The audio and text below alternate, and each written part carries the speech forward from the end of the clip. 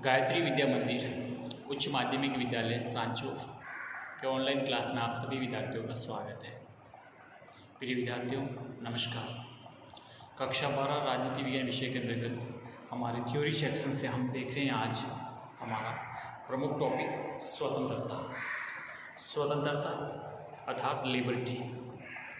देखिए, प्रत्येक लोकतांत्रिक देश उस देश के नागरिकों के लिए अपने जीवन के सर्वांगीण विकास के लिए, अपने जीवन के चहुमुखी विकास के लिए जो हमको उच्च आदर्श जो व्यक्ति के जीवन के लिए बेहद जरूरी है, उनके बिना व्यक्ति अपना विकास नहीं कर सकता। तो उसमें से कुछ महत्वपूर्ण जो आयाम हैं उसमें से स्वतंत्रता है, समानता है, न्याय है, अधिकार जो बातें हैं वो बेहद जरूरी है। और ये इनकी मांग केवल हम लोकतांत्रिक सरकारों में कर सकते हैं। आपको राजतंत्र में या अधिनायकवादी तानाशाही शासन में इस प्रकार की आप मांग नहीं कर सकते। तो हम ये समझ देंगे कि स्वतंत्रता क्या है, स्वतंत्रता किसे कहते हैं। अगर स्वतंत्रता नहीं हो तो क्या होगा, स्वतंत्रता के बारे में किसने क्या कथन कहे हैं, स्वतंत्रता के रूप समझ देंगे कि किस प्रकार की स्वतंत्रता, क्या हमको बिल्कुल बिना किसी प्रकार के रोक टोक स्वतंत्रता मिले बेहतर है कि या किसी प्रकार की उसमें सीमाएं होना, स्वतंत्रता वाली जो सीमा है मतलब वो बेहतर होगी किस प्रकार से। तो ये सभी प्रश्नों का हमको इस अध्याय में उत्तर मिलेगा। हम इसके बारे में विस्तार से समझेंगे कि स्वतंत्रता किस हिसाब से क्यों हमारे लिए जरूरी है और क्या इस बात को स्पष्ट करती है। तो देखिए, सबसे पहले शाब्दिक अर्थ समझते हैं कि स्वतंत्रता जो शब्द है वो मूल रूप से अंग्रेजी के लिबर्टी शब्द, लिबर्टी का हिंदी रूपांतरण है स्वतंत्रता। ठीक है, लिबर्टी का हिंदी रूपांतरण क्या है? स्वतंत्रता। और इसका अर्थ है बंधनों का अभाव या मुक्ति, किसी प्रकार के बंधन नहीं होना, या जो बंधन है उन बंधनों का कम से कम मतलब उनका बंधन रहे या उनका बंधनों का बिल्कुल अभाव हो जाए, बंधनों की मुक्ति हो जाए, बिल्कुल स्वतंत्र।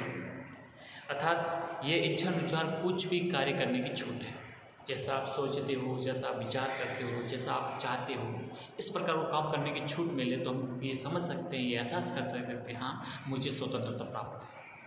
और जो विशेषकर लोकतांत्रिक देश में है कि आपको कुछ लिखना है, बोलना है, विचार करना है, अभिव्यक्त करना है, व्यापार करना है, वाणिज्य करना है, आवागमन करना है, आवास करना है, आपको किसी प्रकार संगठन बनाना है, सम्मेलन करना है, आंदोलन करना है, जो कुछ भी आपके मन में जैसा भी है आप सब कुछ कर सकते हो।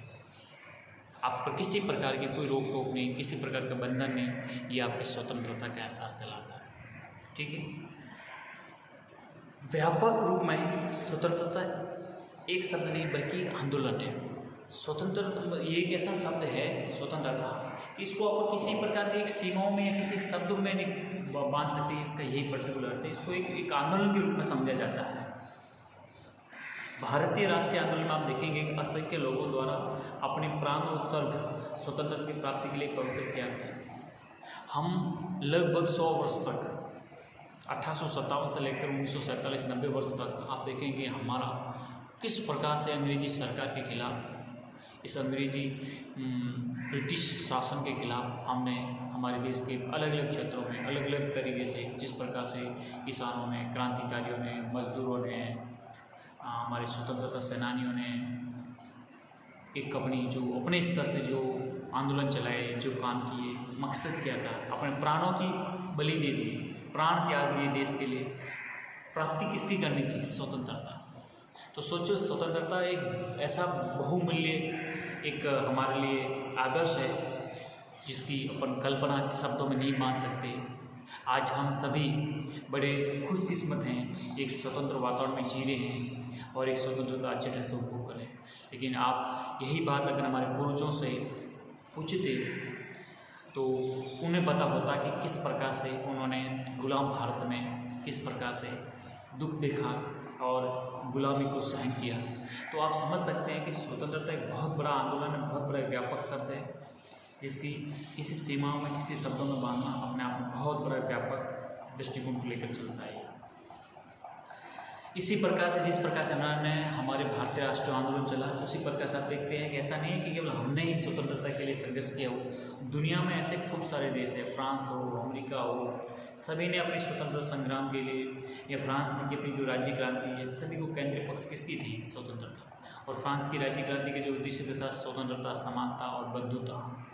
आपने पढ़ा होगा अपनी पिछली कक्षाओं में जरूर उसके बारे में। किसकी मतलब किस देश की क्रांति का नारा था? तो फ्रांस की क्रांति का। स्वतंत्रता, समानता, बंधुता भी कहते हैं और भ्रातृत्व भी कह सकते हैं इसको। ठीक है, तो इस प्रकार से समझते हैं कि ये जो पूरा जो इतिहास देखा जाए स्वतंत्रता का, तो ये बहुत बड़ा संघर्ष का इतिहास रहा है। हम भारत का भी देख सकते हैं, दुनिया का भी देख सकते हैं कि जिन्होंने स्वतंत्रता की प्राप्ति के लिए बहुत कुछ उन्होंने अपना योगदान दिया है। एक सभ्य राज्य व्यवस्था की प्रथम कसौटी और लोकतंत्र का जो बीज मंत्र जो माना जाता है वो ये कि ये अवधारणा मनुष्य के जीवन के लिए कितनी महत्वपूर्ण है। देखो, बहुत महत्वपूर्ण है, हर शब्द में अपने आप में विशेष महत्व है। सभ्य राज्य व्यवस्था, सभ्य राज्य व्यवस्था मतलब कानून का शासन, संविधान का शासन, लोकतंत्र, जनता सर्वोच्च हो, संप्रभुता के निवास जनता में हो, ऐसी राज्य व्यवस्था को सभ्य राज्य व्यवस्था। उसकी जो कसौटी है या जो लोकतंत्र है, उसका जो बीज मंत्र जो है उसी बात में है कि ये जो स्वतंत्रता है इसका व्यक्ति के जीवन में कितना महत्वपूर्ण है, कितनी उसकी भूमिका है। इसलिए इससे इतना महत्वपूर्ण प्रभाव से प्रभावित होते हुए पैट्रिक हेनरी कहते हैं कि मुझे या तो स्वतंत्रता दीजिए या मृत्यु, क्योंकि मैं बिना स्वतंत्रता के जीवित नहीं रह सकता। मुझे मृत्यु दे दीजिए, स्वीकार है, लेकिन मैं स्वतंत्रता के बिना जी नहीं सकता। मुझे स्वतंत्रता की सबसे पहले जरूरत है। ये बात होती है इस प्रकार से। इसलिए स्वतंत्रता हमारे बहुत बड़ा एक आदर्श है। हम समझ नहीं सकते, एक पल के लिए हमारे से स्वतंत्रता छीन लें तो आप महसूस कीजिए कि कितना आपको दुख महसूस होता है, कितनी आपको दुख अंदर ही अंदर आप टूट जाते हो। तो स्वतंत्रता बहुत बड़ा एक आदर्श है, बहुत बड़ा एक मानवीय एक दृष्टिकोण है। ठीक है, बाल गंगाधर तिलक भी ये कहते थे कि जब हमारा भारत गुलाम था तो वो कहते थे कि ये जो शब्द है स्वतंत्रता एक प्रकार से अनवरत संघर्ष का प्रतीक है। इसलिए वो कहते थे कि स्वतंत्र मेरा जन्मसिद्ध अधिकार है, मैं इसे लेकर रहूँगा। स्वतंत्रता मेरा जन्मसिद्ध अधिकार है, मुझे जन्म से ये अधिकार प्राप्त है और मैं इसके लिए मेरे जो प्राणों को त्यागना पड़े तो भी त्याग दूंगा, लेकिन मैं स्वतंत्रता लेकर ही रहूँगा। ठीक है, मकसद वही था। इतिहास का रिची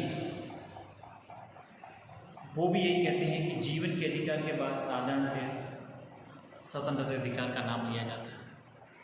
हम सबको जिंदा रहना है, जिंदगी जीने के लिए ये जो जीना है या जो जीने का अधिकार है हमको, हमारे जो प्राण का अधिकार है, इसके बाद में किसी अन्य अधिकार की आवश्यकता पड़े वो क्या है? स्वतंत्रता या स्वतंत्र अधिकार की सबसे महत्वपूर्ण आवश्यकता है कि कोई हमारा जीवन छीने नहीं। जीवन मिल गया तो जीवन को जीने के लिए स्वतंत्रता की जरूरत है। बिना स्वतंत्रता के जीवन हम कभी जी नहीं सकते। इसलिए आपको ये याद रखना चाहिए कि इतिहास का रीची का जो बेहद महत्वपूर्ण कथन है कि जीने के अधिकार के बाद कोई अधिकार की आवश्यकता है तो वो है स्वतंत्रता का अधिकार। कभी ये भी प्रश्न पूछा जाता है क्योंकि किसने जीवन के अधिकार के बाद स्वतंत्र अधिकार को प्रमुखता से स्थान दिया, तो वो इतिहास का रीची थी। बहुत से व्यक्तियों के लिए प्राथमिक और सबसे आवश्यक अधिकार है कौन सा? मतलब आवश्यक अधिकार कौन सा है? स्वतंत्र अधिकार। आदर्श दृष्टिकोण में मनुष्य की स्वतंत्रता की खोज मानवीय इतिहास की केंद्रीय धारा और मानव मात्र सर्वश्रेष्ठ आकांक्षा रही है। इसकी पूर्ति हेतु वह सदैव प्रयत्नशील रहता है। यह अन्य साध्य की प्राप्ति हेतु साधन मात्र नहीं बल्कि स्वयं सर्वोच्च साध्य है और इस साध्य की प्राप्ति के लिए अपने जीवन का सर्वोच्च बलिदान देने को तत्पर रहता है। समझ सकते हैं कि स्वतंत्रता कितना महत्व है, उन्होंने स्पष्ट किया। ठीक है, तो ये हमने कंसेप्ट समझा कि आखिर स्वतंत्रता क्या चीज़ होती है।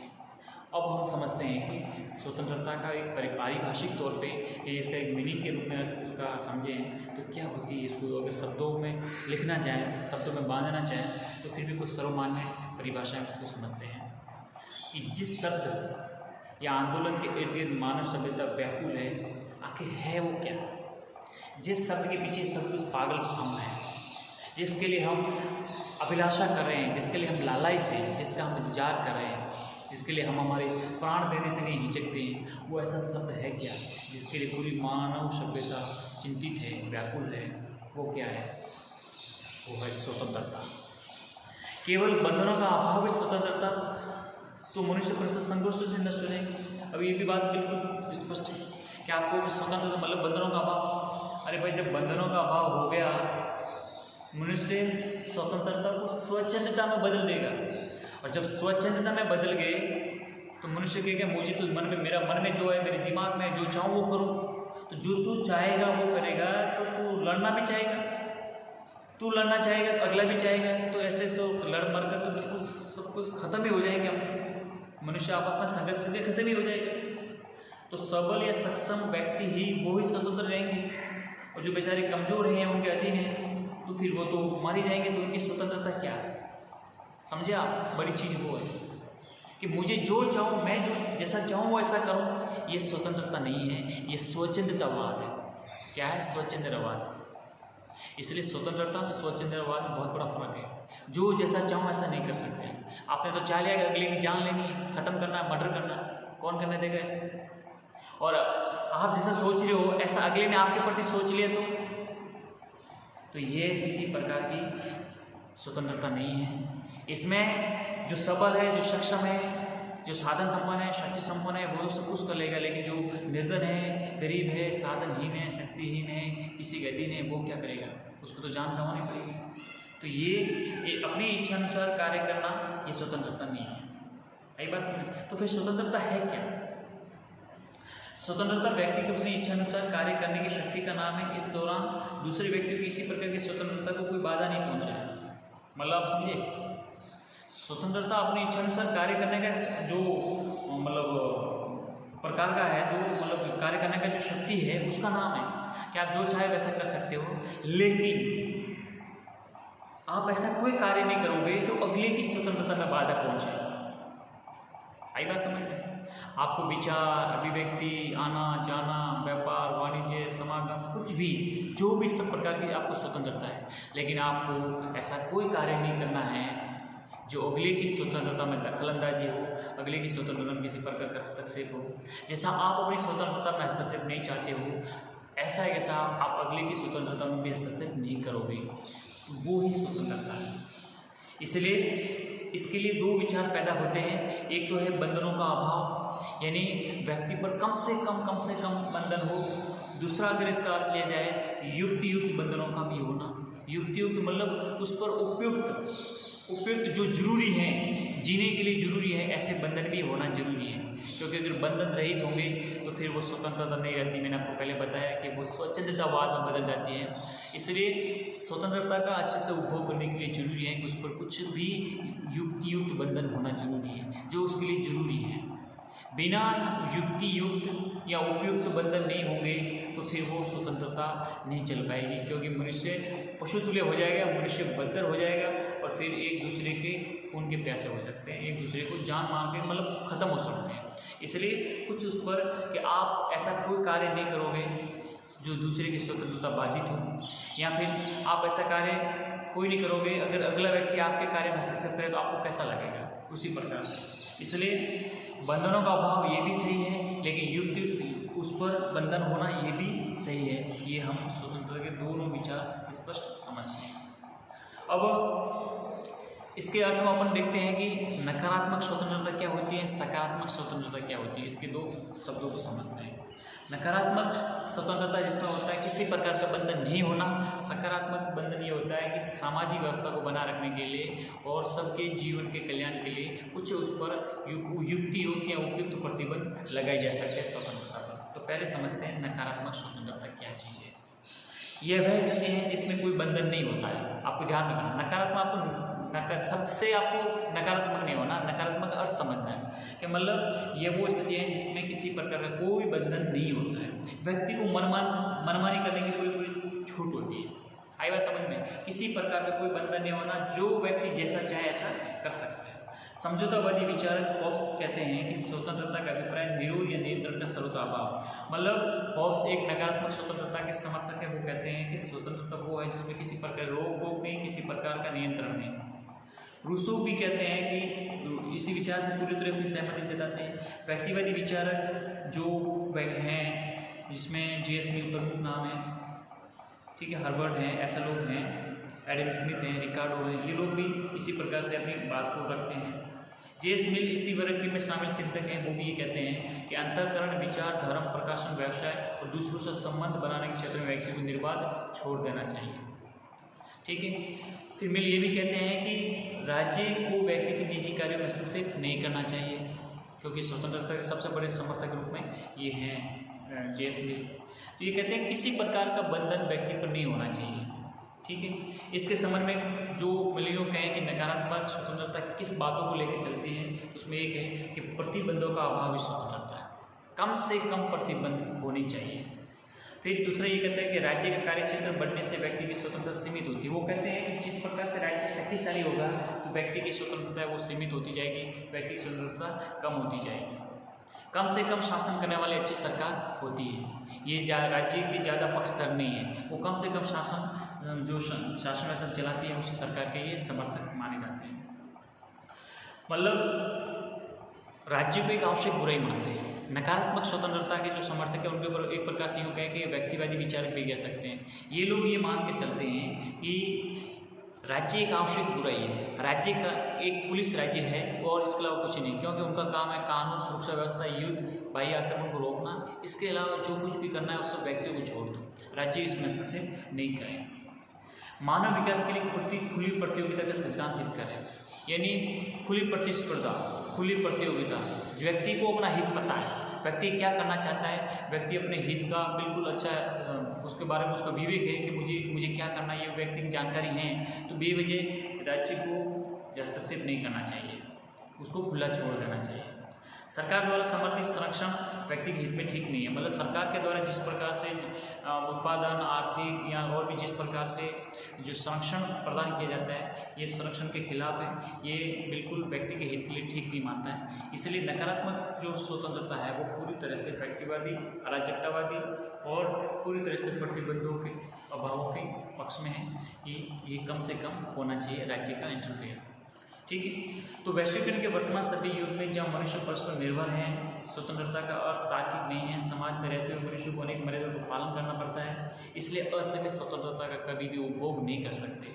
हाँ, ये उनका मत जरूर है, लेकिन ऐसा संसार में संभव नहीं है। हम सामाजिक मनुष्य हैं, समाज के साथ पले बढ़े हैं, समाज के साथ हमारी गतिविधियाँ होती हैं, इसलिए हमें ये सोचना पड़ेगा कि हम इस प्रकार से असीमित सत्ता का मतलब असीमित स्वतंत्रता का उपभोग नहीं कर सकते।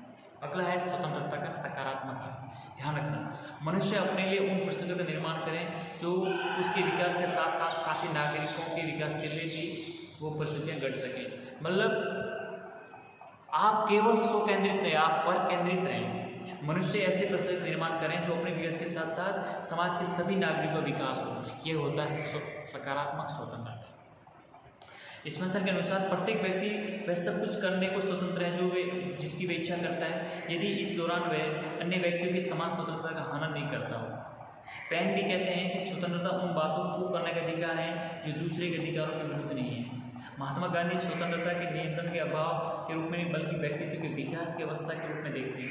तो इस रूप में आप स्वतंत्रता से ये समझ सकते हैं कि यह उन परिस्थितियों से संबंध है जो व्यक्ति को एक उन्मुक्त जीवन जीने और जीवन को सुरक्षित रख सके, उसको जीवन यापन के संसाधन जुटाने का अवसर प्राप्त हो तथा वह अपने विचारों को प्रकट कर सकें, व्यक्ति का सर्वांगीण विकास कर सकें। तो वो ही हम सकारात्मक स्वतंत्रता के रूप में हम समझ सकते हैं, उसको स्पष्ट कर सकते हैं। इसलिए हम समझ सकते हैं कि सकारात्मक स्वतंत्रता को किन बातों पर बल देती है। एक तो यह है कि स्वतंत्रता पर युक्त प्रतिबंध आवश्यक होना चाहिए।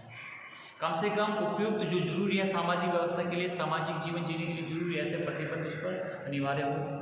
समाज और व्यक्ति के हित परस्पर निर्भर हैं, इसलिए व्यक्ति को अकेला छोड़ देने वाली इस बात में यकीन कम करता है। स्वतंत्रता का सही स्वरूप राज्य के कानून पालन में है। कानून का शासन, विधि का शासन, संविधान का शासन ये सर्वोपरि मानता है। राजनीतिक और नागरिक स्वतंत्रता का मूल्य आर्थिक स्वतंत्रता के बिना निरर्थक है। मतलब राजनीतिक नागरिक स्वतंत्रता अगर सही ढंग से उसको करना है तो आर्थिक स्वतंत्रता भी जरूरी है। स्वतंत्रता के अस्तित्व को स्वीकार करने के लिए दूसरों की स्वतंत्रता को मान्यता देना आवश्यक है। मतलब आप एक अच्छे ढंग से स्वतंत्रता को उपभोग करना चाहते हो तो जरूरी है कि जिस प्रकार से आप अपने साथ चाहते हो ऐसा कैसा आप दूसरों के साथ व्यवहार करें। आप ऐसा कतई व्यवहार ना करें जो आपको लगे कि मेरे लिए अनुपयुक्त है या मेरी स्वतंत्रता हनन है, ऐसा नहीं है।